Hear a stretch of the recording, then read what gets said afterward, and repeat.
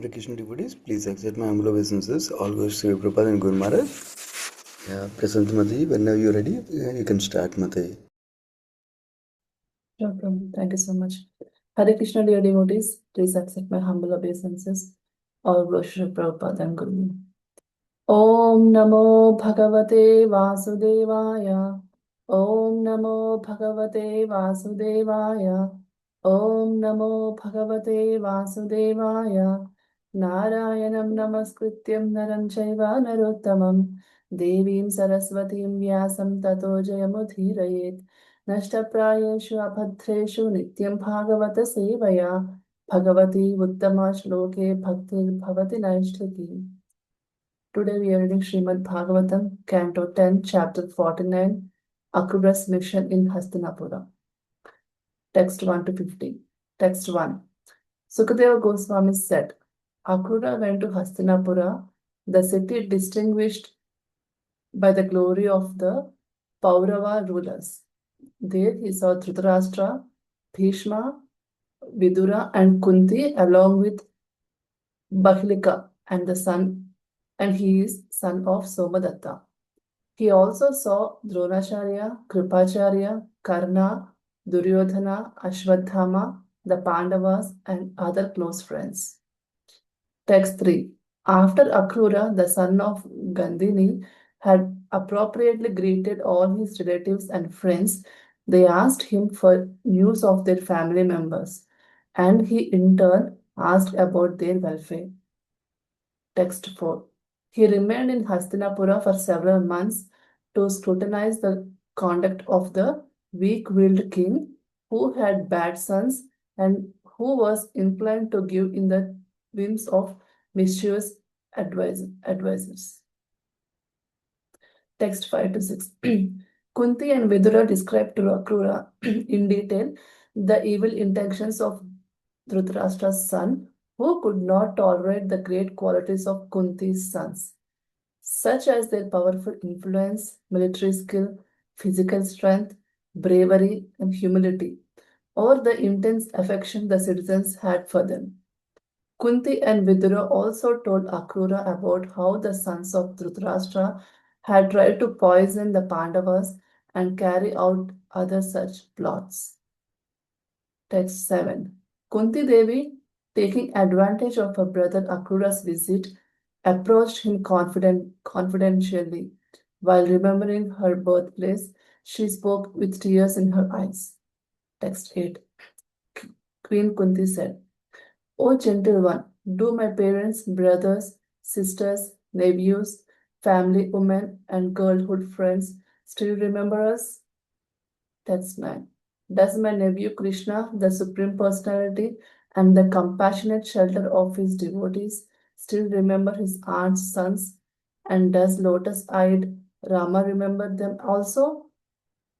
Text 10. Now that I am suffering in the midst of my enemies like a dove in the midst of wolves, will Krishna come to console me and my fatherless sons with his words? Text 11. Krishna, Krishna, O great yogi, O supreme soul and protector of the universe, O Govinda, please protect me, who had surrendered to you.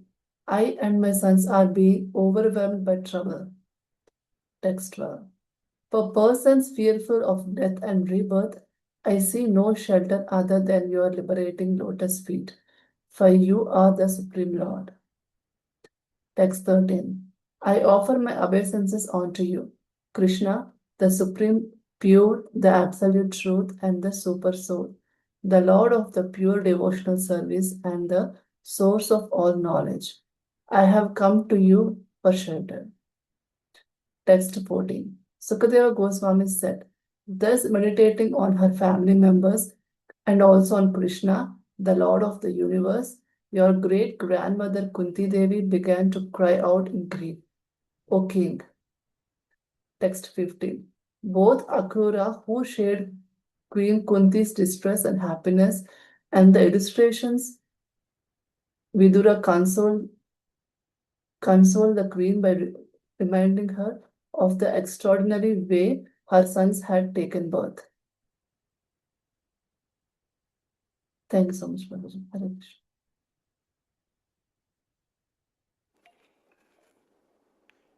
Yeah, thank you so much, Mataji. I'll offer brief prayers and we'll continue.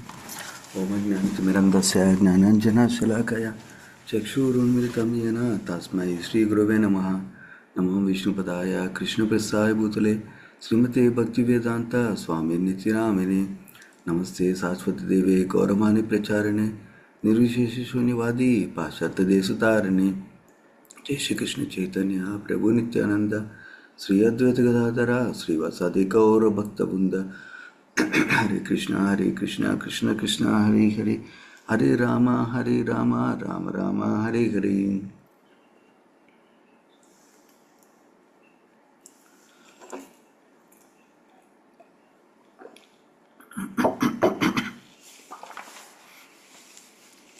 So we're in the section in the previous chapter, in the last session, we heard how Krishna met Akrura, and then how Krishna gave an instruction to Akrura. What is the instruction Krishna gave to Akrura? He told him to go to Hastinapur, where Pandavas and Kauravas are there. Krishna was specifically concerned about Pandavas' welfare. So that's why he wanted him to go there and check how Pandavas are doing, especially because he heard that the king Dhritarashtra was not treating Pandavas well. So that was the context in which the last chapter ended for us, where we heard Krishna giving a instruction for Akrura, who is like his friend, to go to Hastinapur and check out the welfare of Pandavas, and if Dhritarashtra is giving them trouble like that. Yeah, that is the context of this chapter. Now, going to this first 15 verses, this chapter has only is a short chapter. The title of the chapter is Akrura's mission in Hastinapur. That mission we already heard from the instructions in the last chapter, which is to go and check out the welfare of Pandavas, how are Pandavas doing, like that. And of course, included in the mission is also to pacify Queen Kunti. That is also part of the mission. And so in today's section, we'll hear about Akrura arriving in Hastinapur, being received by family members and others in Hastinapur, and then Queen Kunti sharing the troubles that they are going through, and specifically the ill intentions of Kauravas, and then she offering prayers immediately, spontaneously to Krishna, checking if Krishna would come, like that. So that's the section we're going to read. So in storyline wise, it's a very simple section, wherein Akrura visiting Hastinapur, and then after the initial formalities, Queen Kunti is sharing along with Vizra, sharing their plight in the hands of the evil-minded Duryodhana and others. So, and then of course, towards the end, they will both, Vidura and Akrura, who is visiting, they both pacify Queen Kunti. So that the storyline wise is simple. So we'll discuss a few details from this section now. So in text number 1 and 2, so Sukadeva Goswami is describing Akrura went to Hastinapur. Then the Hastinapur, the adjective, the way he is describing is, it's the glory of Paurava rulers. Our Acharyas, specifically Sri Vishwanath Chakravarti Thakur, describes why is Hastinapur glorious, made glorious, and how they made it glorious, Paurava rulers. Because they built wonderful temples for worship, number one. Number two, because they built many nice homes for Brahmanas to reside also. That is why the city is described as glorious, made glorious by the Paurava rulers, like that. So that means city is not glorious because they have a big casino to enjoy, they have so many entertainment facilities to enjoy, not that way. But they have worship places like temples constructed And also Brahmanas are being nicely taken care of by creating homes. That is the Vedic tradition of how Brahmanical culture is respected and protected. That's what we are seeing here. Now, in this verse is described once Akrura went there, who all he saw and what order he saw them. Our acharyas go into a nice detail uh, about the why the order went like that, like that. So these are subtle principles of Vedic culture we can also learn as practicing devotees. How do we maintain etiquette? Who we greet them first? Who we offer aarti first? Like that. Yeah. So interesting to see. First of all, Akrura went to meet Dhritarashtra. Why Dhritarashtra? Acharyas describe because he's the king. So that means that is why we should first greet Dhritarashtra like that.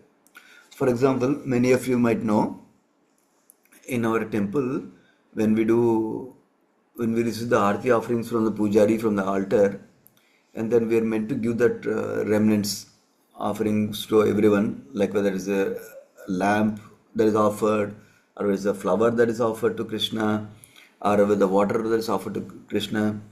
So the common etiquette is first we offer, if there are any sannyasis or Srila Prabhupada's disciples, we offer to them first. Right after that, we offer to the temple president. And then after that, we offer to the senior devotees and then everyone else like that. Because it's practically difficult sometimes, we at least make sure that Srila Prabhupada's disciples are sannyasis and temple president are offered first remnants. Similarly, here we are seeing that that's why he went to the ruler, king, Dhritarashtra first. And then Bhishma's name is included next along with Vidura. So our acharyas describe because Dhritarashtra is the king and Bhishma is protecting the throne and Bhishma is supporting the whoever is sitting on the throne, Bhishma was right next to him to give him any advice like that. And Vidura was on the other side. They are both acting like ministers to Dhritarashtra. So they were right there. So because they happen to be there, and also because Bhishma is the greatest Kuru after greatest Kuru, so he met Bhishma next and then Vidura next. And the Acharya comments that Bhishma and Vidura are nice people. I'm using the word nice people, meaning they're both of pious nature. They're both have nice attitude towards Pandavas like that. So they're always nearby together like that is described also. So he saw Dhritarashtra because he's the king and because the ministers are close to the king, he saw them Bhishma and Vidura. And of course Bhishma is the best of the Kurus also.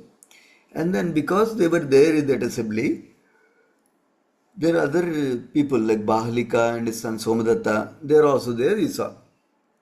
And then it's described, they saw Dronacharya and Krupacharya because they are elders.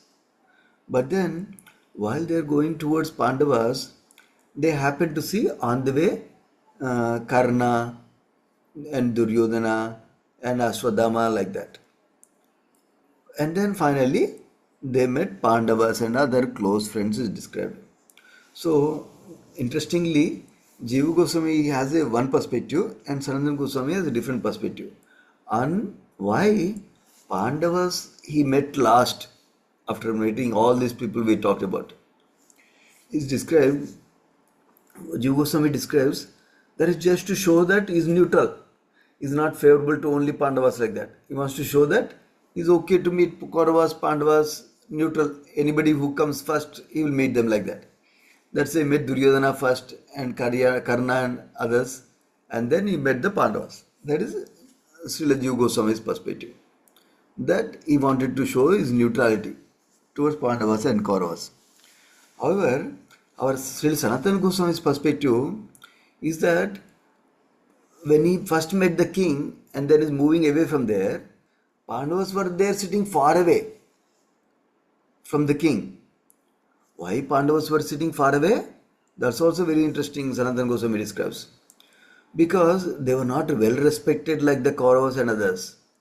Because they are not well respected, they are sitting far away from a king is described. Those who are well respected, they are right next to the king like that. But people who are not well respected by the king, they are far away from the king. That was the situation of Pandavas like that. So from this itself, from the seat, from seeing the placement of sitting in the assembly itself, they understood. One can understand. Oh, they are not treated well like that. So that's what is indicated by Srila Sanatana Goswami. Going to the text number 3. So then Akrura is being introduced as son of Gandhini, Gandhini Sutta. So is described here yatavat, appropriately. He has appropriately greeted all his relatives and friends is described. What does this appropriately mean? How did he greet everybody? That acharyas give us. This is something we can also learn as etiquette. In terms of us offering respect to others and we receiving offer respect from others also. For example, for the superiors and elders, Akrura paid obeisances to them. So similarly, when we meet our seniors, we pay obeisances first. We don't need to wait for them to come and greet us like that. That is one thing. Especially when we go to parents, for example, in India, when we visit our parents, we first offer obeisance to them like that. We first greet them, we offer obeisance to them like that. Same thing for teachers also.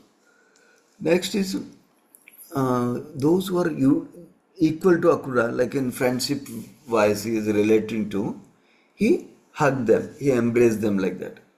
That's the next level of greeting. First level was greeting was obeisance to superiors, and the next level is greeting is embracing those who are neutral or similar stature to him like that. Of course, stature is sometimes in terms of age, sometimes in terms of progress in bhakti, sometimes in terms of position also. So now, the third way he greeted others appropriately, that is what we are discussing appropriately, is when he met the young people, he offered his blessings to them like that. So similarly, we can also learn these things. Even if somebody is a friend to us, is offering obeisance to us, we can offer an embrace to them. Even if somebody is younger, they want to offer obeisances, we accept it. Not as, oh, see, I'm great, I'm elder, I'm superior, not like that. But as a service to them. So, and we give that obeisances back to Krishna. We don't keep the obeisances to us. Krishna, my dear Guru, my dear Krishna, these obeisances are for you. Like that, we give it to them, credit. That way, we never become proud. Like that. And then we offer obeisances always. We are ready to offer obeisance to everybody. Senior or junior, doesn't matter. But when others are not comfortable, then we accept the obeisances like that. And when others are prefer giving our blessings, we can give them blessings also. And one way we give them blessings is something great will happen in their Krishna conscious life like that. And we can offer praise to Krishna and our Guru that whatever blessings I am uttering, or whatever blessings I uttered just now, kindly keep them, kindly empower them with your strength, with your blessings like that. We can pray to Krishna and Guru, because our own strength we cannot bless so much anybody. But when Guru empowers our speech, or when Krishna empowers our speech, then that can come true. So not that we are thinking Krishna will do whatever I want, not like that. We are approaching Krishna and Guru in a humble mode. My position is, because I am senior, my position is I am giving blessings because they are asking. But Krishna, you know the reality. I have so many impurities in my heart. I am not so advanced that my blessings will come true. So my dear Guru Maharaj, my dear Krishna, please help me. Please make these blessings true little bit if you so desire like that. Not because I want to become famous by my blessing. Only for benefiting them, you please give them blessings. In that mode, we give blessings whenever we give blessings like that. So that's another thing to remember. Similarly, there are a few devotees who go book distribution regularly also. When you go to book distribution also, when I'm giving a book also, we are giving the book with a positive intention in our heart, prayers to Krishna. My dear Krishna, please help them to touch this book. Please bless them, so they will accept this book. With please help them, so they'll benefit from this reading this book like that. With that intention, we offer a gift to others in book distribution also. That way, when you are offering with that intention of pleasing Krishna and through benefiting others, that activity of book distribution becomes Krishna conscious, because we are doing it to please others, which will please Krishna. So that is the mode in which we distribute books also. And when we are giving that books also like that, we give it in the mood that my service is to offer this book to them. Whether they accept or not is their free will. That's okay. But when the moment I'm coming to book distribution place, the moment I'm offering this book to them, Krishna will be very happy. My Guru Maharaj will be very happy. Sri Prabhupada will be very happy. The act of me trying to give the book itself, they are happy. Whether they take it or not doesn't matter. Whether the score is 1 book today or 100 books today, that is important, because that will please Acharyas more and more. But that is not the only thing that matters. What matters is we are trying to do this service to benefit others. We are trying to do this so that Krishna will bless them, our Gurus will bless them, Sri Prabhupada will bless them, and Sri Prabhupada and Gurus will bless us also. In that mood, we are doing this service to please the Gurus and Krishna like that. That's the mood. So whenever we engage in any interactions, we engage in a Krishna conscious way like this, with a few examples we've seen. And once they greeted like that, they asked about each other's welfare. It's described. How are you? How are you? Like that. And they started asking about news about their family members. That is about text number 3. In the text number 4 is described that Akrura stayed in Hastinapur for several months is described. And why he stayed for several months, not for few days, is described here.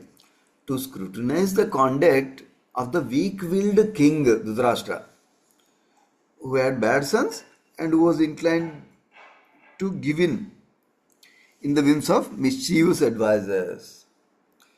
So basically, 2 things. One is, it took some time for him to understand the ill nature, wicked nature of Dhritarashtra. It was not very apparent immediately. In 1 minute he could understand, oh, Dhritarashtra is evil-minded like that. It took some time to ascertain, yes, Dhritarashtra is wicked nature and is doing everything due to attachment for his son Dhritarashtra, even though it is not appropriate as a king to do like that. So, but he is giving in like that. It took some time, is described by Acharyas like that. Second thing, interestingly, the sons are not only wicked by their nature, but they are taking advice from people who are wicked also. In the word for word meaning, Kala or mischievous persons is indicated like Karna is described like that. Karna, even though he had some pious qualities of giving charity, but at the same time he had a wicked mentality also, mischievous mentality also. That's what is being indicated here. So essentially, Akrura stayed there to fulfill the mission of Krishna. He didn't say, oh, I don't have time, but Krishna told me to come here and check how Pandavas are doing and how Dhritarashtra is treating them. I saw him for 5 minutes. Okay, I finished my job. He didn't do his service like that, less with a half-heartedness. He stayed there to fulfill the mission of Krishna, the purpose which Krishna gave him. He took care of it nicely like that. Similarly, we as practicing devotees, when we are assigned some service, we just don't do the service to put a check mark. Okay, they asked me to go book distribution, I will stand there for some time and come out. I did a check mark nightly. Or they asked me to give a class, I will tell something. It's okay, I will put a check mark and I'm done. So, or they ask us to do deity worship, I'll go there, I'll move some circles, but my mind is not present, my mind is in the home, my mind is in the office and I'm doing something. So that's not a good service. So we need to invest our heart and to please Guru and Krishna with whatever service we are doing. Because Krishna is merciful and Krishna is grateful at the same time. Krishna sees whatever mood we are doing the service. It doesn't see, oh, he's doing such big service. He's a temple president, is doing big service. He's a GBC minister, is doing big service. This guy is just cleaning the temple. He doesn't see like that. Krishna sees, oh, he's doing the cleaning to please me. He's doing the cleaning to please his guru. He's doing this service to please other Vaishnavas. So Krishna will be very happy and Krishna will give us blessings like that. That's how we get the mercy. When we do, engage our heart also in what we are doing, not just hands and legs. So in Bhagavad Gita, one of the common theme is engaging the mind and heart along with hands and legs is recommended. Because that is the way we can fully dedicate ourselves to Krishna like that. Now going to text number 5 and 6. Okay, let me check the time, and I'm in the office, so I cannot easily see the time. 7:26. Okay, sure. So then, so now going to text number 5 and 6. So it is described when all these initial greetings are done. Now Akrura is meeting with Kunti and Vidura. So it's described when Akrura met with Kunti and Vidura, Kunti started to describe how these Kauravas like Duryodhana and Dushasana and all these Kauravas, they're very envious towards Pandavas. Why they're envious towards Pandavas? Because Pandavas had very great qualities. What kind of great qualities they had? They had powerful influence. Influence means when we share something, when we want something, others will help us. Others will do that like that. On their order, on their wish, not even they don't need to spell out actually. So they had the influence. And they had great military skill also. They had physical strength also, especially Bhima. And they are very brave also. And they were humble also. And not only that, they are naturally shy and also determined is described. Our acharyas interestingly describe these qualities of Pandavas are described in the order of what Kauravas don't like. Like they had very great influence on people. That Kauravas didn't like. Next, they didn't like that they had military skill. They didn't like they're physically strong. They're brave. They're humble. Like that in order of magnitude. The most thing they didn't like. Next thing they didn't like little bit. The last thing is they didn't like very little like that. So that's also Acharyas described like that. And then they had intense affection for citizens. And not only they had affection, citizens had affection for them. So these all Kauravas didn't like. So what did they do? Because they didn't like, they had envy, they were trying to harm Pandavas like that. So that's what is also described. And in this verse, interestingly, Acharyas point out that not only Kunti is telling all these complaints about Kauravas, that they don't have good intention, they try to kill us in different ways. But a neutral person, Vidura, who is neutral to Kauravas and Pandavas, he also shared the same thing to Akrura. So now, similarly, so two things we can understand. One is, whenever we hear from something from one party, we don't have to develop prejudice about the others based on that feedback. We should keep that neutrally with us. Then when we hear from others who are neutral, then we accept their input properly like that. So that is another thing to note like that. So that's how Kunti shared their troubles, and Vidura also shared the Pandavas' troubles with Akrura. In the next verse, Kunti Devi asked Akrura, because Akrura is coming for her parents' place, Madura.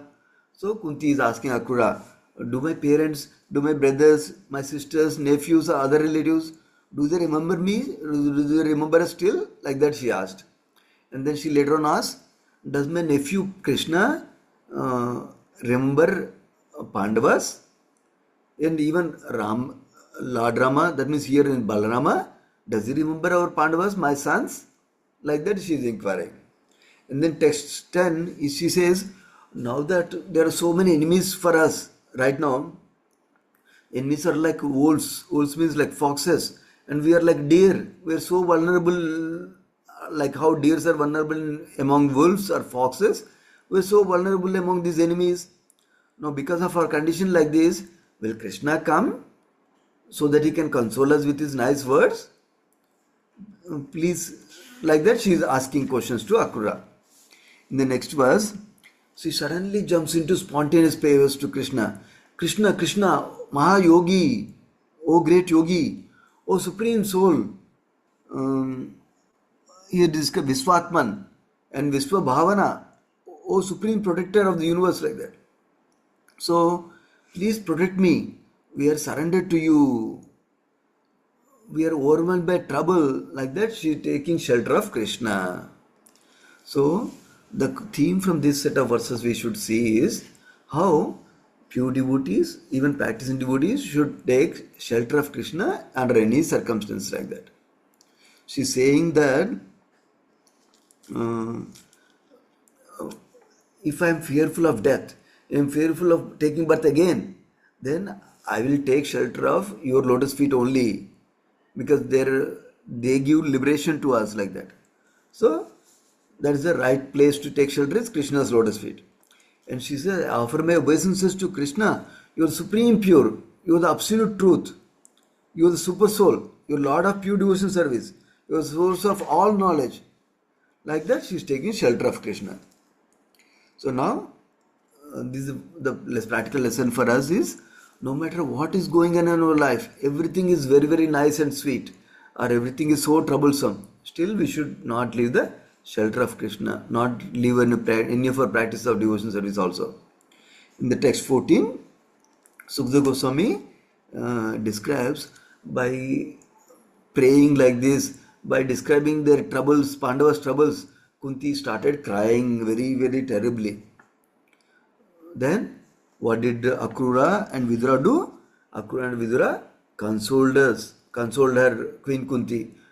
How they consoled her? Don't worry, Pandavas were born from demigods like Indra, Vayu. So don't worry, they'll be okay. They will deal with these things. Please take care of yourself. Like that, they started to console her. So now, that's how we discussed about Queen Kunti's meeting with Akrura along with Vidura we discussed so far. In the next session, we'll hear about from Krishna Menu Prabhu tomorrow how Akrura goes to meet King Dhritarashtra and what is his conversation like that. We'll pause here. Srimad Bhagavatam ki jai, Sri Prabhupada ki jai, Vanchakalpatarubhyascha, Kripasindubhyevacha, Paditanam Pavanebhyo, Vaishnavebhyo Namo Namaha. Thank you so much, devotees. Hare Krishna. Thank you very much, Prabhuji. Hare Krishna. Hare Krishna. Hare Krishna. Thank you so much. Thank you. Hare Krishna. Somebody had a question? Okay, no. Okay, thank you so much, devotees. Hare Krishna.